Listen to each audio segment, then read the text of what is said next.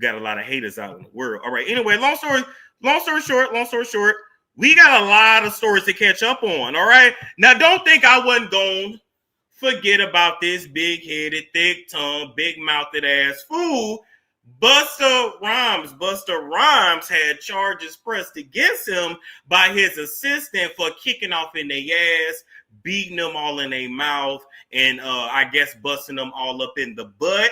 According to the story that had came out, Mr. Busta Rhymes, who is one of the quickest men, I mean, who got one of the fastest tongues in rap, you know, no Diddy, pause. I don't know who raps faster, who does more of a tongue twister, Busta Rhymes or Twister, but at least we ain't never heard about Twister kicking off in nobody's ass. At least we ain't never seen Twister fat ass up on stage in a dress in tapping ass. We still got a whole lot of questions for you, Busta, when we bring you into the office, because the streets say that you is a tranny lover. The streets say you love the girls. The streets say you don't mind when Diddy tapped that ass, but whenever a woman was tapping that ass, you threw that drink on her. You threw that whole bottle of motherfucking water on her like you was Tierra Marie in Love and Hip Hop Miami. Well, Hollywood, I guess. But you get my point. I ain't gonna fuck up that joke. Anyway, so they say he went off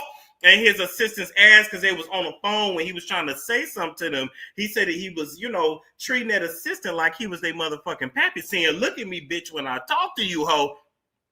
But I don't believe that. I believe the assistant was not listening. I believe the assistant was not taking orders. And I believe that the assistant forgot to order a tranny for Busta. And Busta was hot and horny and itchy and scratchy. And that's why he kicked off in that assistant's ass. Nothing more and nothing less. This was some gay lover type shit. In my humble opinion, I don't believe it had nothing to do with somebody just being on a cell phone. I'm just saying. You know, that's all I got to say. So anyway, with that being said, Busta, you know, we not gonna bail you out. Hopefully you can use some of the money that Diddy done gave you over the years and you can bail him out. You know, I'm sure you got your bail money at least, and we ain't even got no hope or no assistance for your assistant because they knew exactly who the fuck you was from the beginning and who you been this entire time.